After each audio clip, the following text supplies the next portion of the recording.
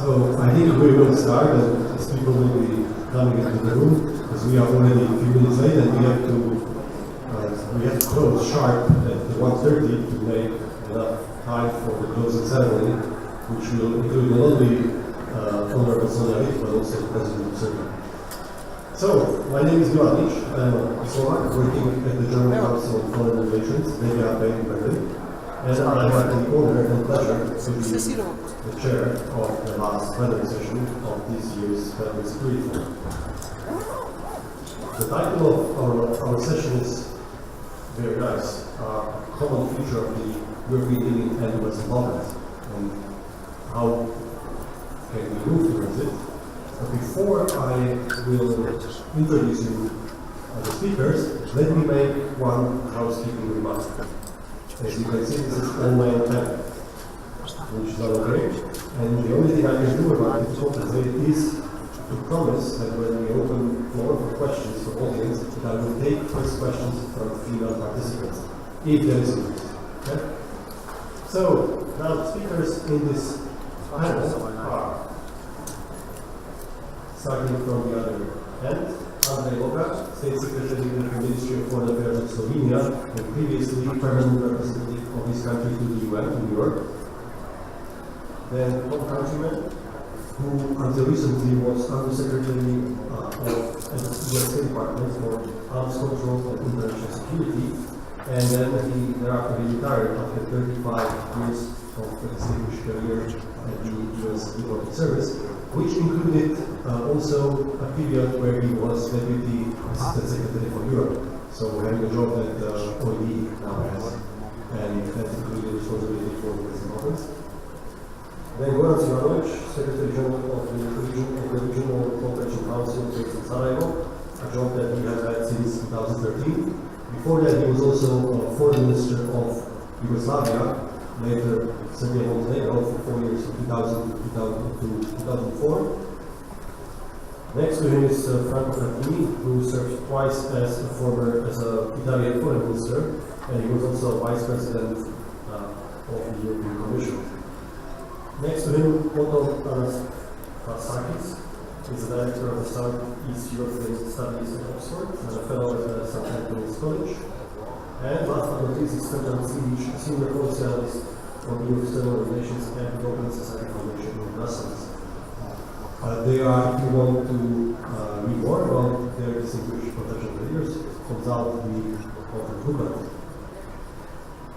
We start this panel with you, State Secretary Logar.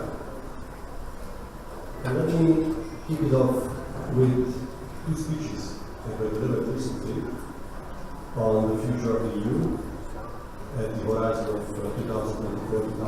2024-2025 by President of the European Commission, Antony, in his State of the Union speech, where he mentioned the enlargement of the Western Balkans, perhaps trying to correct the omission of the Western Balkans in the white paper of the Commission with 5 scenarios in spring, or his disastrous speech to the Parliament, to the European Parliament when he took over the presidency of the Commission in 2015. And he said that yes, there will be no enlargement in the mandate of my Commission, but thereafter, he also said the reason is that the candidates are not ready, but thereafter, there will be more members in the EU than 27.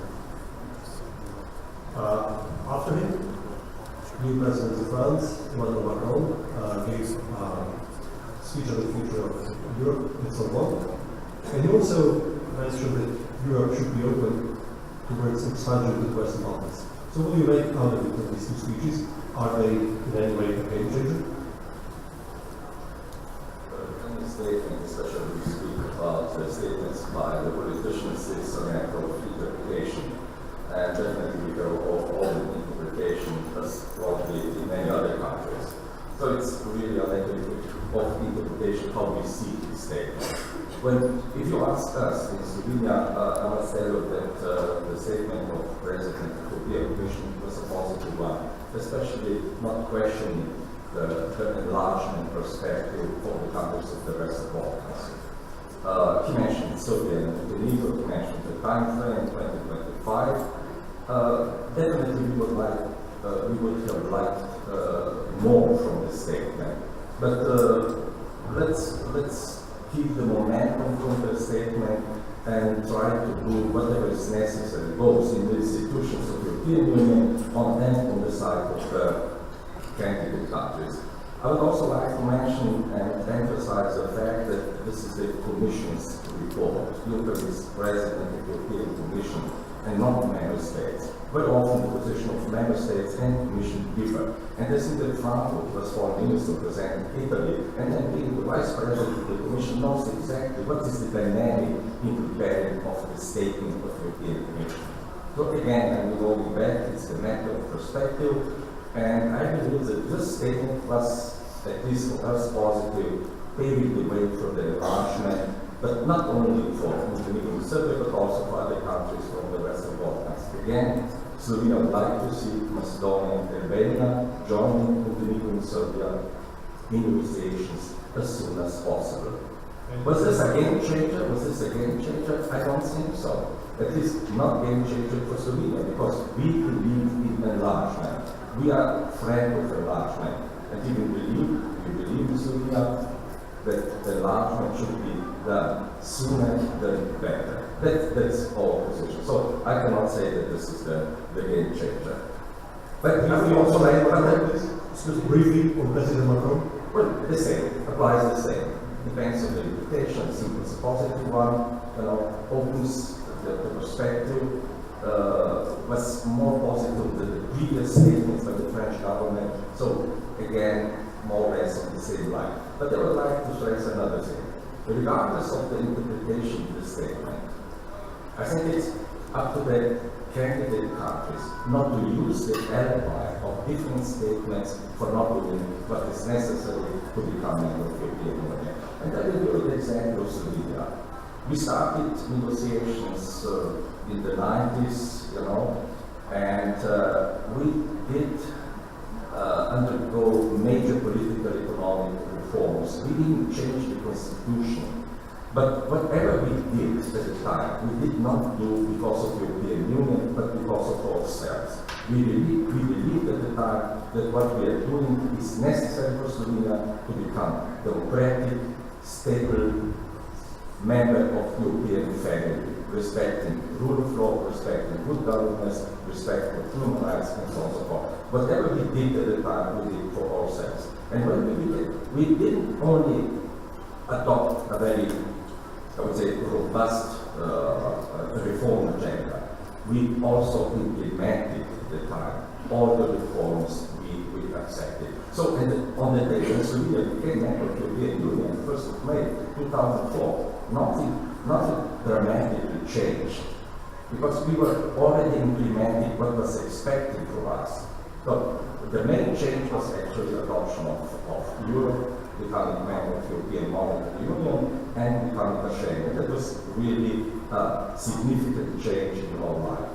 So again, I think it's a positive sign. There is this perspective, and we should not. We have to keep momentum and use the opportunity which lies ahead of us.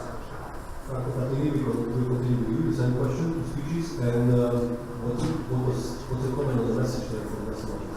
Well, I think Andrej has shown the glass half full. I will run the risk to be a bit more pessimistic, given my background, since everybody knows I want more Europe, not less Europe. I sadly want to say this statement was completely insufficient under my point of view for two reasons. Where Europe goes through difficult moments of negotiations or crisis, we think about Brexit, frictions between the North and the South, migration, etc., etc. European Commission has to be more advanced, much more than member states. If you stick to the minimum common denominator, for sure you will never succeed. And frankly speaking, when you talk about 2025, either you have the courage to say, for the moment, no further enlargement, because 2025 is even not in the next legislature, in the legislature after the next one, where the world will be probably completely different. So, either you say the process should be relaunched now, or you say there are no political conditions to go ahead fast and quickly. These would have been more acceptable and more honest by taking the responsibility to say, for a while, after Croatia, no further enlargement. Talking about 2025, for me, was a mistake. Second point, in this moment, Europe has to reconsider the vision launched in Thessaloniki in 2003. I was there as foreign minister. There was a vision behind. Today, what is the vision vis-à-vis the Balkans? There is no vision. Otherwise, Europe would have to consider that Balkans enlargement, Balkans integration since the end of the war in the Balkans was probably the most important success story of the European Union in the last 15 years. And in a moment where we are in a difficult negotiation for Brexit, with the North and the South, with the Mediterranean exploding, let's have the success story relaunched and saying we have a common interest, we share interest to stabilize the Balkans because it is in European interest first, it is not a gift to the Balkans countries' citizens, and let's go ahead. I remember to myself, as we used to say, when I proposed the visa-free project and strategy for Western Balkans countries, how many were European countries against? I tell you, 5. I put on the table the proposal, the Commission says, take or leave it, and they took it. Because if you have a strong political will, things happen. If you stick to the future, frankly speaking, it's difficult. President Macron said something different, because he said very rightly, we need further integration, but he said further political integration.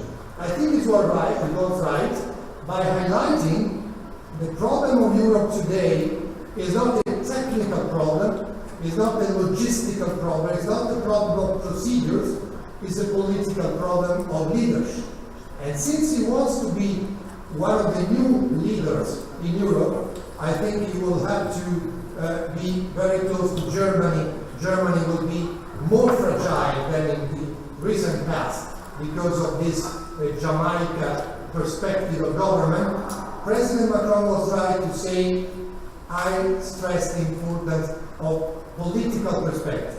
I close by saying, Western Balkans is now the only way, integration of Western Balkans, the only way to complete the reunification of Europe. We started in 2004 with the 10 new member states, to what Andrej alluded to, but we have to complete such as unification. We cannot imagine to leave a region as an enclave, surrounded in the north, in the east, in the south, from European member states, and this enclave left alone. That's absolutely untenable situation. For this reason, I think, we have immediately to retake as a priority Saloniki vision and to transform on a step-by-step basis into reality. Otherwise, have the courage to say, as a Juncker had at the beginning of this legislature, for this legislature, no further enlargement. Let's repeat for the next one. Let's not make a reference to 10 years on. This is not serious. Sorry to say. We have 6 panelists in this panel, so I will have to cut on time in the intro right. We will continue with you, Goran. And let me rephrase the question this way. You, as a Secretary General of the RCC, very closely with the Commission. There are speeches and then there is a reality and action. Do you see any change in the work of the Commission towards the region, and do you see more France in the region since Macron took over? See more France in the region since Macron took over. They left my board 3 years back, and now they insist to have 2 meetings next week, including a tete-a-tete meeting. There is a delegation for France. So this might be a signal, a good one, and I do expect more engagement. France, interesting enough, we were together in Svilanović, Franco, and actually I came here to be very positive today. Last year, thanks to the invitation coming from two Slovenes, I'm grateful, I was a bit bitter. Then I was saying something like, quote, basically, look guys, use the funds and every support we get from the EU to reform our countries, but when it comes to accession, don't take it very seriously in the years to come. That was my message here back. Actually, my reading of Juncker's both speech and the letter, in particular, he has sent to the European Parliament is hugely positive. It was President of Serbia who asked for a date in order to be able to decisively engage in a dialogue. This is the plan before this one, which was hugely interesting. This may not be a direct answer to his question, this may not be a date, it is a horizon for sure. And I take it as a positive step. I really am happy to say that if it is 2025 for my country, this one, I'll be very, very happy. I upload whoever is going to be Minister of Serbia then, Montenegro for sure, for the success they have achieved. I really believe it is of huge importance for the EU, but it is to the benefit of the people living in these two and other four economies, as we say, as I would expect the countries being very much changed between today and that day. So my reading is hugely positive. And then coming back to what you have said, comparing the Thessaloniki with what might come next year. I'm not entitled to say every detail. It should be for Bulgarian government, and I hope to see minister soon. But yes, the rumor is that they are decisive to have an informal meeting of the council, which will bring heads of states or governments, all 6, together with their peers from the council next year. I can't say that I do have a date. This is going to be a big thing. You know, immediately one impulse was this is a great idea, but it should not be a formal council. This is a great idea, but it should not be Thessaloniki too. Fine, leave it aside. Take it what it is. It is going to be the first time after many years that our heads of states and governments are going to be invited to be together with their peers in the council and to discuss the future. I would give a credit to this idea, and I hope it will be supported by everyone in the EU, and this is going to be a huge event to, again, give us a boost towards a membership.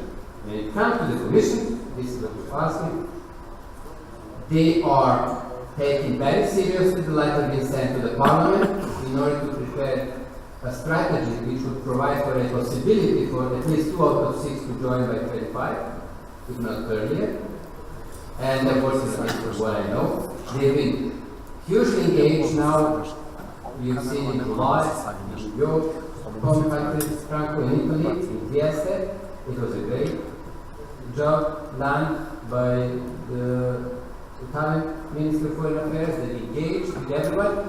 And yes, these Prime Ministers were able to agree on multi-annual action plan on regional economic area as prepared by the Regional Cooperation Council. We are going to have a meeting now, 31st of October in Brussels with all the national focal points. On the next Tuesday, we are going to have a good meeting. This is going to be ICT Summit Steering Committee, first meeting inside of my office, supported by Germany, European Commission and RCC. We are going to discuss a digital agenda for the summit to take place next year. So many good things are coming. As a result of both the engagement of the Commission, regional bodies and structures, but also these governments. I mean, give them a credit for what they've done in the last couple of years, all of them, and help them continue to reform societies. The agenda which is coming is related to democracy, human rights, media freedom. We have to go to the basics, but we also have to pay respect for what has been achieved. Othon, let me bring you to the conversation. You work in a country that is leaving the EU. How can we bring a perspective of Brexit into this conversation about the future of the EU? Also in the context of London hosting the next year's summit of the Berlin process, at the moment where we don't know where the talks between the EU and the UK on the exit will be, and what will be the climate between two sides. Thank you, Milan. And before I comment on the country that I work, and which is a complete mess, and nobody knows what's going to happen, let me first thank and congratulate Sonia for putting this excellent three-day conference together. It's been a real value for us to be in this debate. Where I think that Brexit is really contributing to the current situation is that it actually brings realism into the understanding of what we're talking about. In that it exposes three fallacies, in my opinion. The first one is that there have been high expectations. Even the Thessaloniki agenda was very high in expectations. But in reality, there is an expectations versus performance gap from both directions, both from what the EU can offer as a transformational agency, as well as how the countries that want to become members can really deliver. The second fallacy is that the EU is the only game in town. It's not the only game in town. It's the most dominant game in town, but there are other competitors, whether we like it or not, and which is good because that has to do to put the EU to get its act together. There is obviously a big Russian competition that most of the EU countries don't know how to read. There is a big Chinese economic influence, and that again confuses the way that the EU directs its own investment in the Western Balkan region. There is Turkey that is getting out of the process, and that is also confusing the enlargement agenda. And there is Arab development and investment, rather, in these countries that, again, the EU countries cannot read exactly how to understand this, how to read this, whether this leads to radicalization or not. And the third one, which is a fallacy again, is the complacency and the belief that the countries here and the people and the populations will continue to have a consensus that they want to get into the European Union. I'm not so sure that this is the case and that the EU can take this kind of consensus for granted. Going back to the Juncker statement, my kind of propensity is not to listen to the statements too much, because I believe that they contribute to the atmospherics and they bring very, very short-term happiness or depression. But at the same time, one needs really to look at whether there is a roadmap, whether there is substance in this. And in technical terms, the enlargement continues, but in reality also, the enlargement mood is not what it was in Thessaloniki. It's very, very different now. The Netherlands referendum regarding the association of Ukraine with the EU was negative, and it showed the mood. Even in France, where Macron, says that he goes for a long-term political vision, again, there is a prospect of a referendum whether new member states are going to appear. And while there is an understanding in the European Union that the Western Balkans in particular, the countries that remain outside, is an unfinished business, in that they need and they belong to the European Union, the reality is that the mood has changed, and although the Commission has to be much more forthcoming, there are also the member states that have to be taken into consideration. And the fact that we are discussing, and we've been discussing, I think, very productively in this conference as well, the Berlin process, the fact that this is the only tangible thing that we are discussing is not exactly a very optimistic thing as to how the enlargement is going. But let me finish with a a slightly optimistic note in that there may be a window of opportunity right now because the Franco-German alliance is reconfiguring itself in terms of the European vision. The economy seems to be, taking up, although in my opinion there's no sustainable growth there. There are low levels of growth, but still you don't have this harshness of the economic crisis period.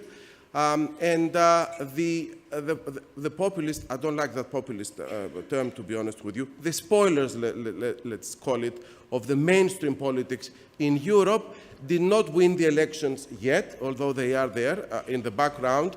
And the governments and elites in the Western Balkan countries are more moderate and have a European perspective. So that is a window of opportunity for the European Commission to use it and continue and give a boost to its agenda.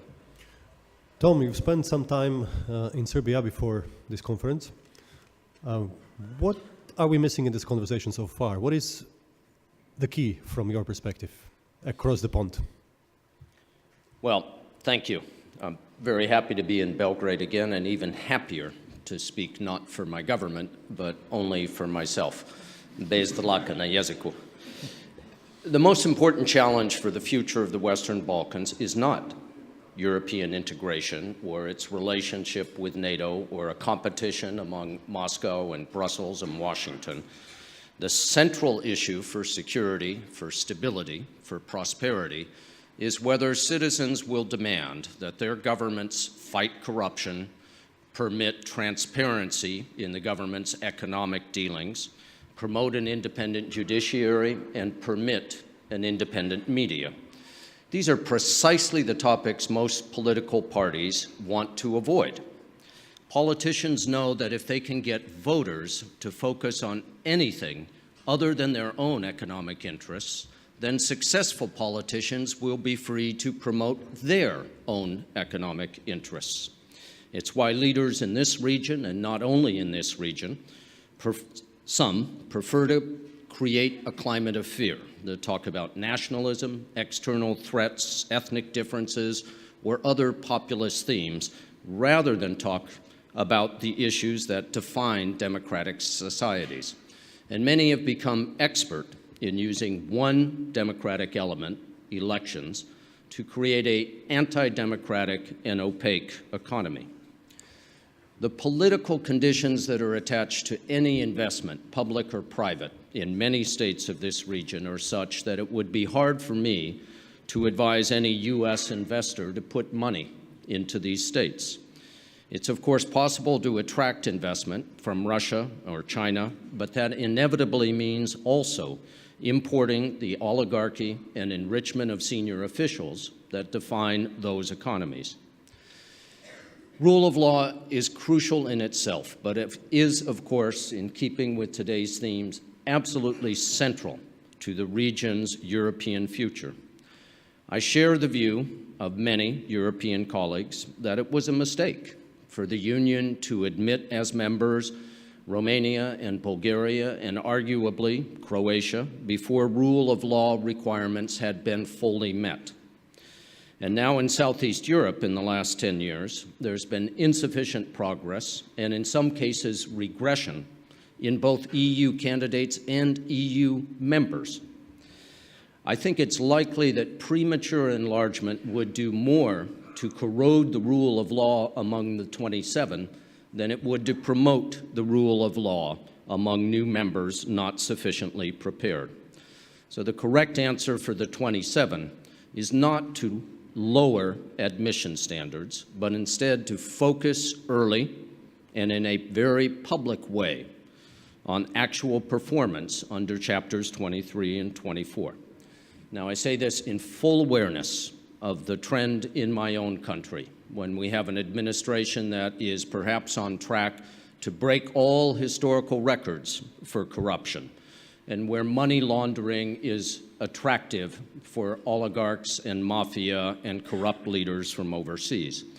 But I do have confidence that in the United States, we've built institutions that are not subservient to the interests of one party or one leader. In most states of the Balkans, institutions that should be independent, as well as state-owned economic enterprises, are structured and staffed to serve, above all, the economic and patronage interests of the ruling party. It's possible to blame somebody else, to blame 500 years of Ottoman rule, to blame communism, to blame Milosevic, to blame sanctions. But there's nobody to blame today. And there is no genetic reason that makes the peoples of the Balkans less capable than Scandinavians of building a non-corrupt society. Some view the Maidan uprising in Ukraine as the product of Western interference. But in my view, it was sparked when hundreds of thousands of Ukrainians asked simple questions, questions that are dangerous, that could get you killed in Moscow, but questions that will inevitably be asked in some states of this region. And those questions are, why is every minister a millionaire, and how did our president become a billionaire? Thanks.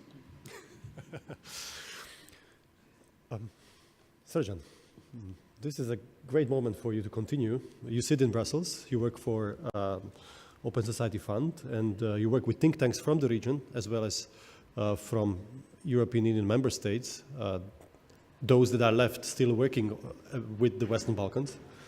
And you also, I think, commissioned a series of public opinion polls in member state countries on the enlargement.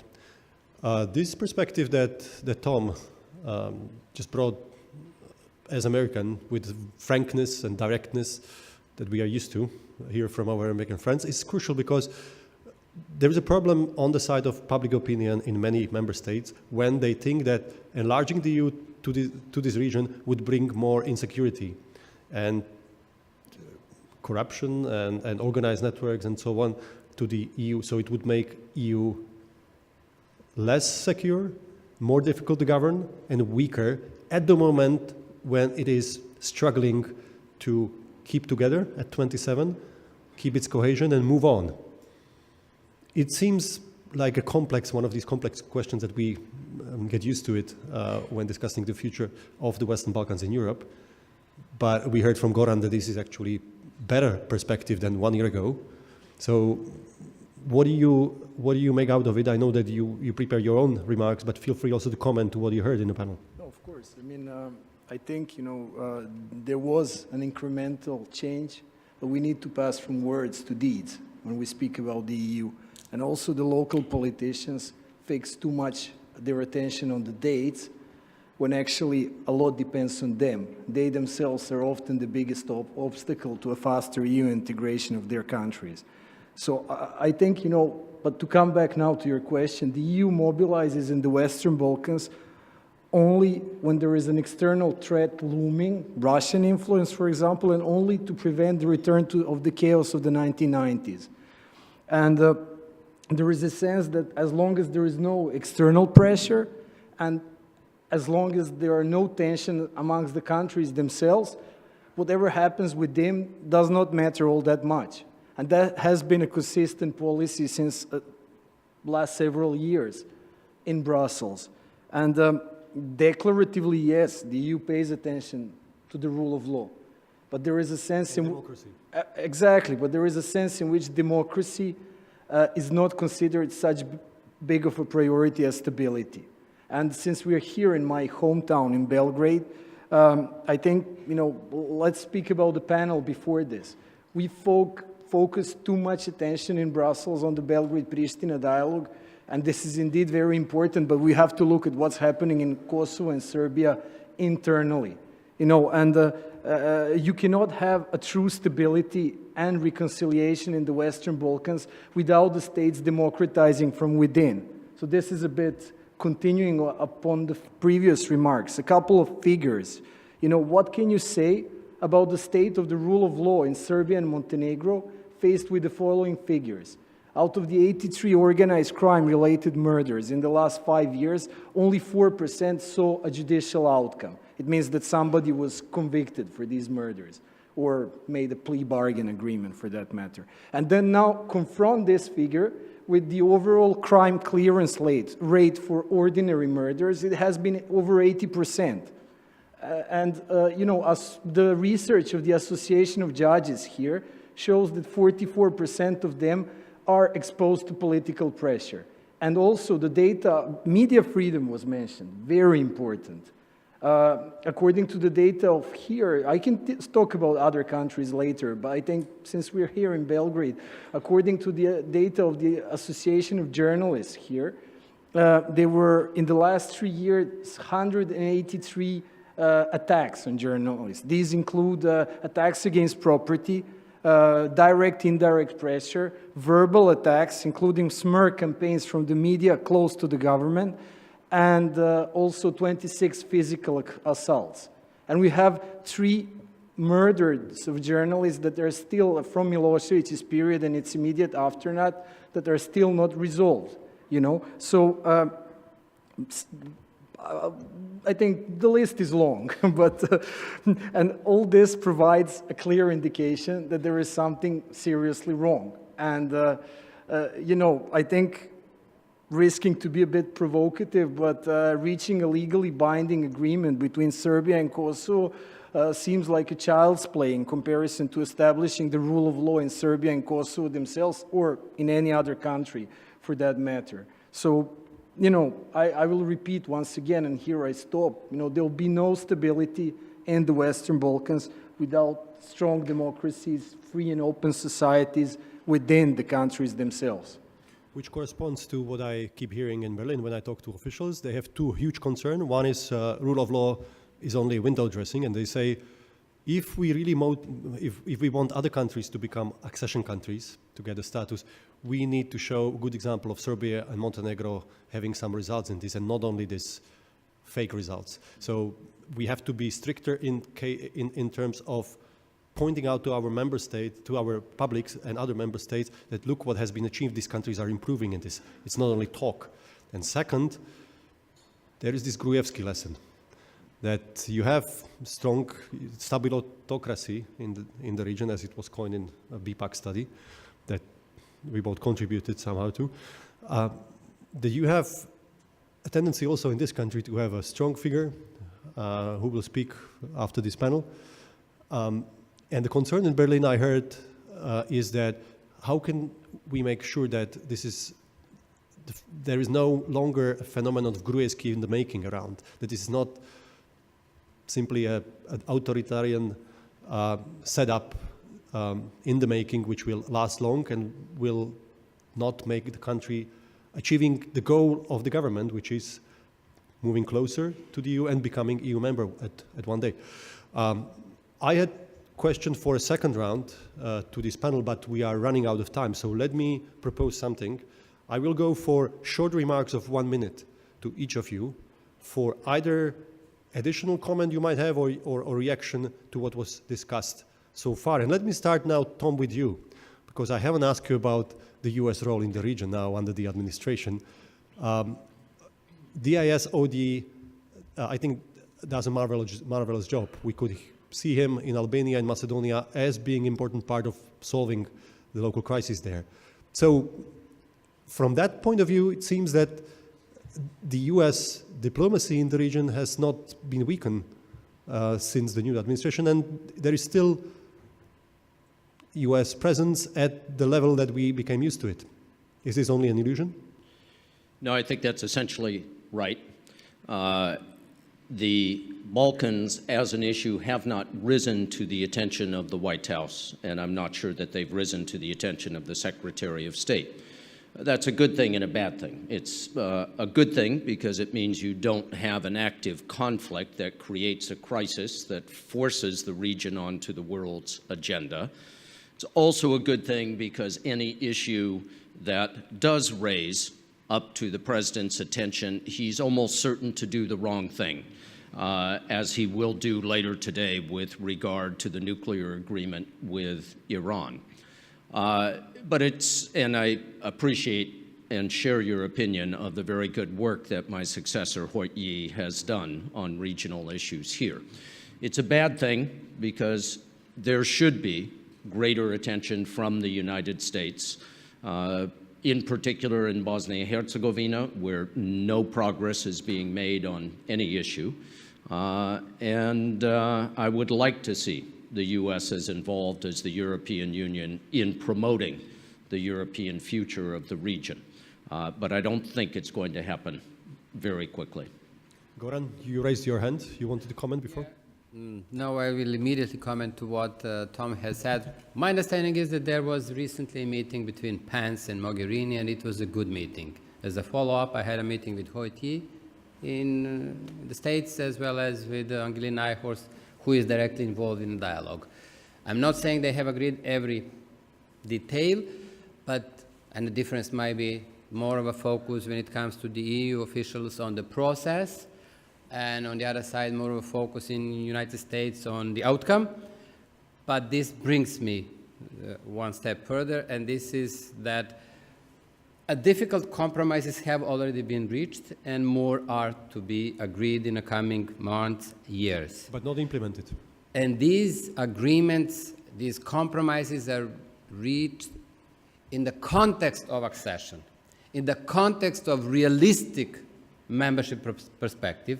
And this is why I take Juncker's statement and letter as a very positive promise. Therefore, now I see the end date, so to say. I see where do we go, and I believe the agreement is possible.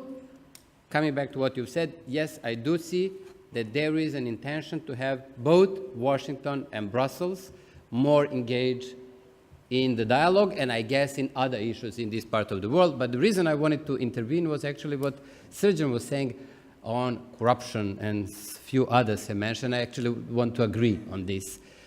Regional Cooperation Council is doing this Balkan barometer, fully compatible with Eurobarometer, and third year in a row, while asking people, what is your key problem? It is always, irrespective whether you are in Pristina, in Tirana, Belgrade, Novi Pazar, Skopje, it is unemployment, so no difference there. Second one, no difference there, overall difficult economic situation. Interesting enough, every year for 12 to 15 points up is perception of corruption. So now, this is the third biggest problem in the eyes of the people in this part of the world. 32% of them have said, which is 12 points more than a year back, and 15 points more 27 points more than 2 years back. So obviously, I'm not saying there is more of a corruption, but there is a perception that this is one of the key problems. This is why I'm saying years to come will bring us to focus on rule of law, as you mentioned, fight against corruption as a part of the process we have to go through towards the accession. But it is going to happen. This is my message. It is more realistic today, after Juncker's letter, than it was years back. And then, frankly, when it comes to Serbia, I'm very happy to be in the hands of two very good women, a Minister for Integration, Jadranka Joksimović, and a very capable chief negotiator, Tanja Miščević. So let them do the job and try to push that all of these, which are the problems in the eyes of the people, are really reflected by the government. And there I go back to the issues which are not only economy, but also a daily political and life of this country as a democratic country. So these issues will have to be resolved, and I trust that there will be full support of both the Commission and the Council. State Secretary Logar, in order to keep and sustain the enlargement as a realistic perspective and membership for Serbia and other countries, you need to have a coalition of, so to speak, enlargement friends among the EU27. Slovenia is definitely one of them. Germany is now uncrowned leader of that pack. Who else is still there? Yeah. But first on the remark made by Thomas, I tend to disagree with him. I mean, accession of Romania, Bulgaria, and Croatia being a mistake. I don't think so. I think if that was a mistake, then people will start talking that accession of other countries from the Western Balkans was also will be a mistake. So I think spreading such kind of, opposition probably does not help really. Would you say that there was a learning process from it? Excuse me? Would you rather say that there was a learning process from Bulgaria, Romania not being sufficiently prepared? Not necessarily a learning process, but I think that they deserve the membership in the European Union. Let's be frank about that. I would like to mention the Brdo-Brioni process. And we drafted a letter together with our colleagues, friends from Western Balkans. Basically 2 points. First, we emphasize the necessity to narrow the economic and development gap between the existing members and the candidate countries. And secondly, to engage candidate countries in fulfilling their obligations in chapters 22, 23 and 24. I think that's very important because all the ministers from the candidate countries did sign this letter, and the letter was later sent to the members of European Union. I think there is enormous interest of Bulgarian presidency to organize high-level summit. I had the opportunity yesterday to talk in the format of V4 plus Slovenia meeting, and of course Bulgaria is fully committed to organize that kind of meeting and allow member states to be part of deliberations about their own future in the European Union. Slovenia is definitely a friend of enlargement. We believe enlargement is in the interest of European Union, not only the candidate countries, and we should really give, as Goran has said, credit to the candidate countries, implementing the requirements needed for the membership in European Union. Mr. Frattini, your remarks, please be brief. I want to make a brief comment on 2 remarks that have been made. The first one concerning the benefit and importance of European enlargement to Western Balkans.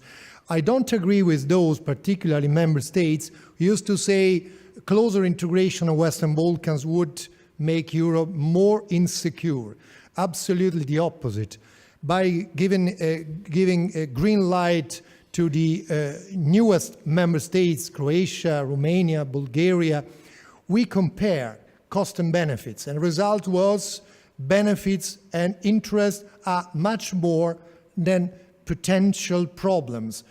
I make 2 concrete examples.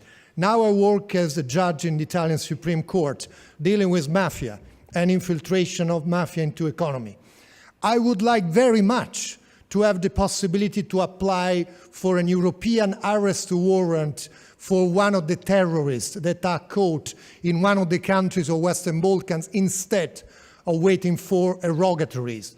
I would like very much to apply for confiscation measures directly, as we do between Italy and Germany, Italy and Spain. So tremendously important in terms of security, not less, more security. My final point, I think US should be more involved. You are absolutely right. Why? Because if you want to implement global strategy against terrorism, this is one of the regions that should be taken into consideration, because foreign fighters, people coming back from Syria, Daesh affiliates are in this region. If you don't care as US and we leave Europe alone, you weaken the comprehensive strategy against terrorism. All those that we arrest in Rome have links with some of the countries and some of the cells that are in the Balkans. We have arrestations in the north of Italy, in the south of Italy. Many have links. So for all these reasons, much better to have Western Balkans more integrated rather than less integrated. Othon? I liked your term coalition of friends, and I'm going to build on this because I was talking about member states before. Now, I hope they will not be on the illusion that it's Germany and Slovenia full stop. Let me say first that I don't believe that there are good members and bad members, because all members of the European Union may have problems. You've got, the fantastically organized state of Britain, and you've got the Brexit there.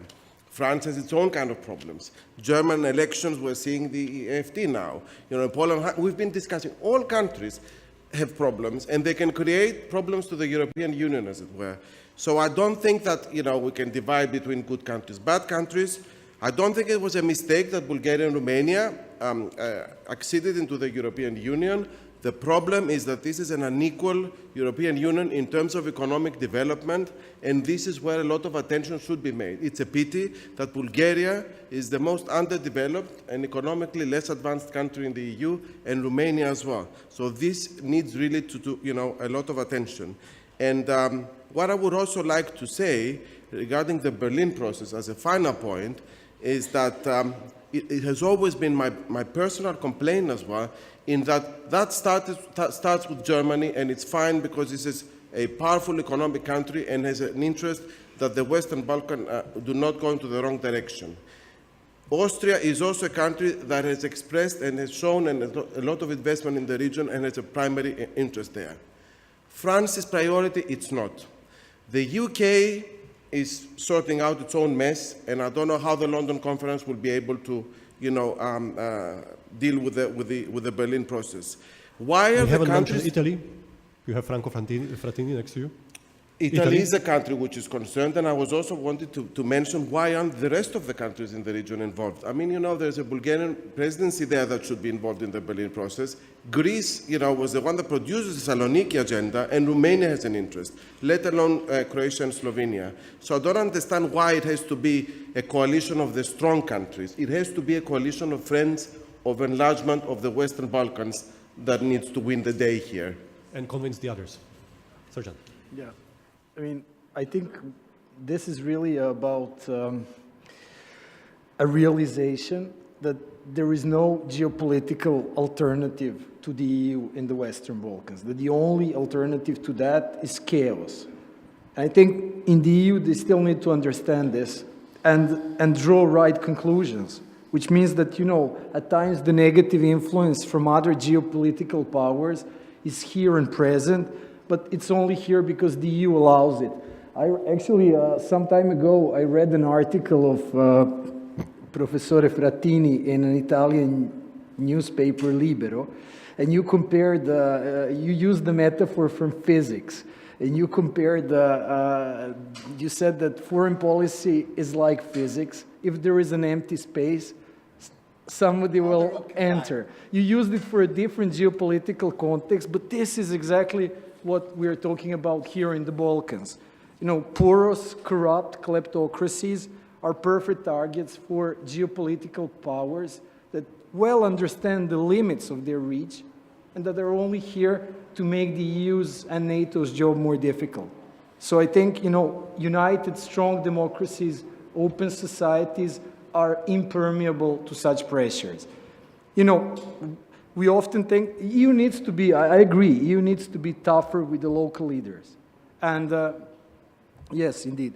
And there is a prevailing view that, being tough with local leaders and keeping other powers out is incompatible. And that local leaders need tapping on the back to resist the pressure from Russia or I don't know whom else.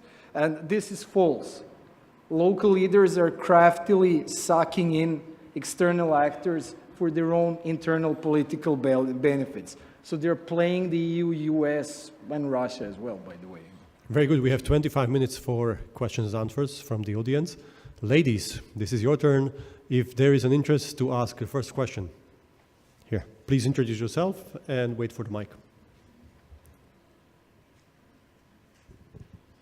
Hello, I'm Jovana Marović, Political Network Montenegro. I had chance yesterday to share some thoughts on topic, but still would like to hear your opinion. First of all, I don't see the reason or the point of calculations about the year when Serbia and Montenegro will be ready for accession. So basically, this is more when the EU potentially will be ready for new members and not when Serbia and Montenegro will be ready for accession. And that's why I think that will be more encouraging just to have this announcement about the strategy for successful accession of the Serbia and Montenegro to the EU without this date or without a year. So basically, I don't see what will be content of this strategy, which will be published next year. And basically, if its name is a strategy, one should expect to see improved benchmarks, to see activities clear, because EU is following following and monitoring reform processes in Serbia and Montenegro for some time, for 5 years in Montenegro, and we opened chapters on the rule of law at the beginning of negotiations. So civil society in Serbia and Montenegro tried over and over again to push European Commission to improve benchmarking system, to have clear indicators, to actually help Serbia and Montenegro to improve rule of law. So basically, my question is, what do you expect and what would you like to see in that strategy which should be helpful for Serbia and Montenegro to improve rule of law? Thank you. Other questions from other ladies in the room? If not, I will take any questions from also male participants here. And I will take more questions in one package and then turn over to speakers to answer. Please. Thank you. I'm the British ambassador to Serbia. And I'm not going to talk about Brexit itself beyond saying that we're not going away. Our interests in security, stability and prosperity in the Balkans don't change. But what I do want to agree with Othon and Anastasakis that our departure does raise questions, and important ones to answer. Much of the discussion has been about the tension between process in reform and accession and real substance. Now, there's plenty of process next year. Apart from the Western Balkan Summit in London later in the year, there's the Bulgarian proposal, there's the EBRD's economic proposal. There'll be plenty of opportunities for leaders in the region and leaders more widely in Europe to talk about the future. But what are they going to say about the big question of enlargement? It seems to me that every enlargement that there has been in the history of the European Union has been as much a statement about the Union as it has been about the countries joining. When Britain joined, it was a statement that we're serious, we want all the big powers in Europe in this project. With Spain and Greece and Portugal, it was we are the democracies. With the big enlargement, it was Europe whole and free. What's the message now? It can't be, if there's to be a successful political negotiation of accession for the Balkan countries, it can't be, well, we have some problems that we need to sort out with these guys. It's got to be a bigger message than that. What is it? Fine, and there was a question in this corner. And then I'll take you. Please take the mic to this gentleman over there. You can perhaps stand up.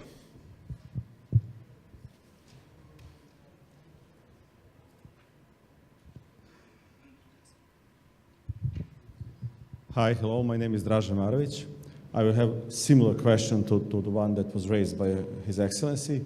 First of all, to say and to repeat what Mr. Frattini said in the opening statement and to confirm that there was the importance of the political leadership coming from the Mr. Frattini in visa waiver program. I was chief negotiator on the behalf of Serbian government in that process, and I felt and we felt the support and the window of opportunity that was open to the Western Balkan countries to negotiate visa waiver, and we were all fortunate enough to seize that opportunity.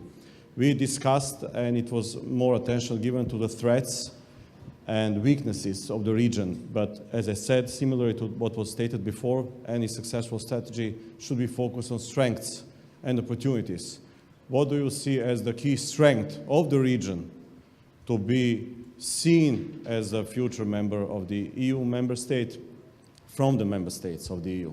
So what are the key strengths in the region? And let's try to advocate for that. Thank you. And one more question from this side.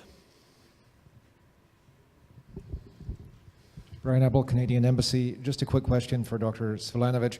You've spoken very positively about the EU accession process. I'd just like to ask you, do you consider that the EU accession process is producing a good result in Bosnia-Herzegovina? And if not, what steps do you think are necessary to get it on track? Okay. Is there somebody in the room that really wants to ask a question no matter what, in case we don't have time for one more round? Or I can close it. All right, then let's start with speakers. Please pick up one question that was asked and address it. And Goran, you're looking to me, so why don't we start with you? As I was directly asked about Bosnia and Herzegovina, though I'm not citizen of, it's only that my office is there, I like to say the following. First, I was really very supportive for the change in the EU policy, this famous UK-German initiative, which became the EU policy for Bosnia and Herzegovina. This change and shift from big political issues, Sejdić-Finci, as a precondition for everything else, into let's focus on economic and other reforms in the country, while hoping that eventually these political issues will be possible to be discussed and resolved in Bosnia and Herzegovina. My 2 cents for Bosnia and Herzegovina is the following, and I'm sorry, it is again directly linked with accession. The negotiation date will be the key date for Bosnia and Herzegovina. No, I don't think that they will resolve the outstanding issues before that day. Yes, I do believe that in the negotiations, membership negotiations, it would be possible for the people at this side of the table, this is the famous coordination mechanism of Bosnia and Herzegovina, giving an answer to who is sitting here, while we know it is the EU over there. Once they agree on this, these people will have to understand that there, in my eyes, will be functionality chapter as a special chapter. This functionality chapter will, in writing, encompass each and every agreement they reach. Will ask chapter 23, chapter 24, this or that, in writing. And in my eyes, this thick book, which will emerge at the end of the process, which might last 5, 10 years, I don't know how long, is going to be a real constitution of Bosnia and Herzegovina, which will resolve the outstanding political issues. They can do it in the accession process with full support of the EU, which will be in a situation to say, yes, this, what you have agreed, fits fully the acquis. And we are going to have the constitution they themselves have written, which is not what they have today, in the accession. And this is really going to be the end result for Bosnia and Herzegovina. I'm not negative. I understand it will take years. And I actually am praying and supporting and pushing to start with them, to start negotiating with Bosnia and Herzegovina. If you want these issues resolved, they can be resolved in the accession negotiation. On security, and I'm done for today. Franco, thank you very much for launching this idea of security-related issues. You've done a great job, as you've been mentioned a minute ago, on visa facilitation, but on other issues when you were serving both your government, but later on the Commission. I'm going a week from now to Wilton Park to discuss security-related issues while they are preparing to host the summit of our countries. My key message is going to be there clear. Security threats which affect the EU today do not originate from the Balkans. Yes, money laundering is a problem. Yes, narcotic smuggling is a problem. Yes, corruption is a problem and weak institutions. But no, the terrorist threat is not coming from the region into the EU. Please understand this. And I do not accept stigmatizing Bosnia and Herzegovina for foreign fighters, Kosovo or Albania. Yes, there are, but I'd like just to share with you an information. Both the RCC and the European Commission are engaged in what is called integrated internal security governance. The EU Commission has provided funds, and we are going really to focus on prevention, on violent extremism, which leads to terrorism and foreign fighters. The figures are going down, I'm happy to announce. But yes, there are other issues like how to deal with these people, how to integrate them, etc.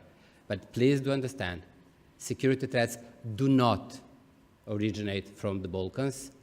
And this, I hope, will be understood by the citizens of the EU. Thank you. Perhaps we can tie the first two questions about what would you like to see in the new EU enlargement strategy and what should be the message of the next EU enlargement. Who would like to tackle that? Okay. No, thanks for your question, Jovan. I think it's a really pertinent one. And I think, I obviously don't know what will be in that strategy, but I think it's needed. Recently, our common friend, Stevo Muk, wrote a piece for the Montenegrin daily Vijesti. It was written on the 10th anniversary of his organization, Institute Alternative, and it was entitled All Our Failures. And read it. You will understand that even if you have 28 chapters opened and 3 provisionally closed, you may be still lacking genuine reforms.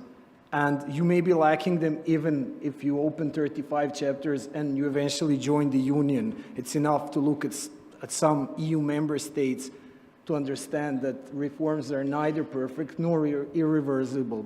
And I will link now to the second question. I think, EU system of values, laws, does not have an alternative. And, but the process is set up to ensure that these regulations and principles are implemented by the candidate countries and the member states.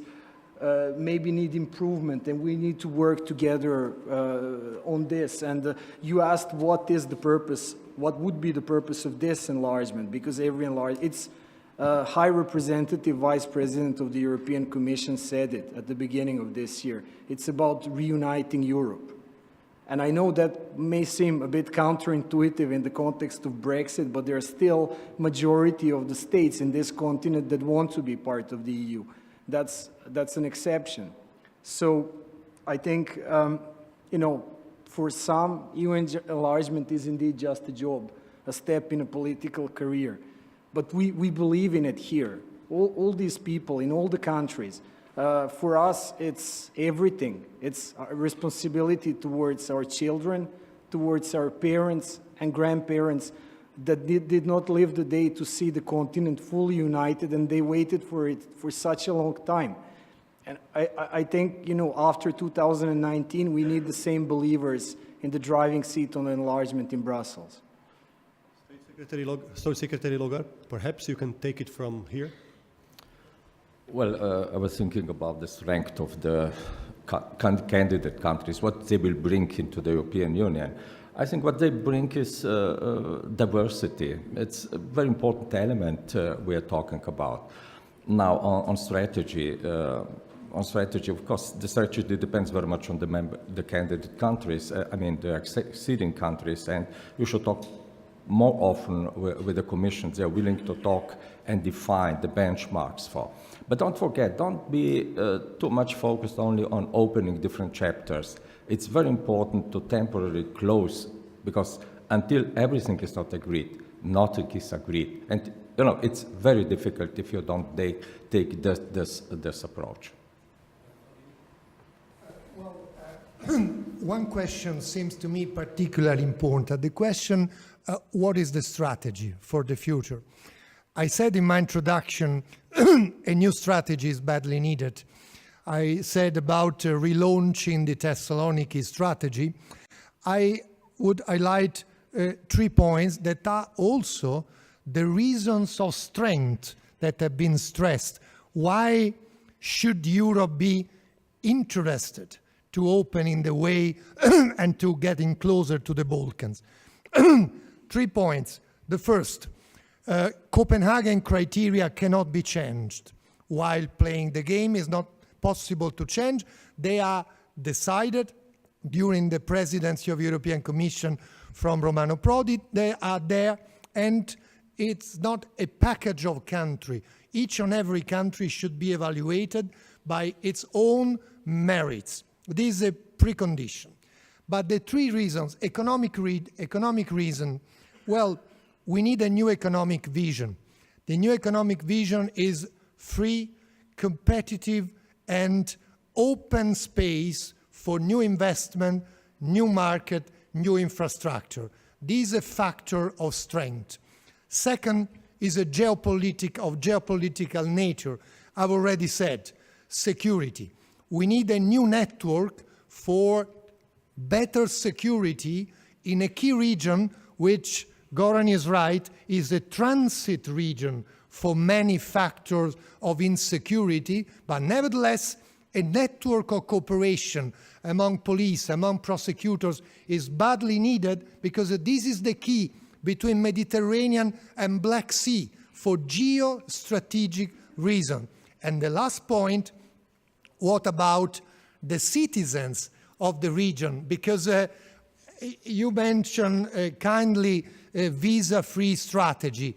The citizen got something which was visible, tangible.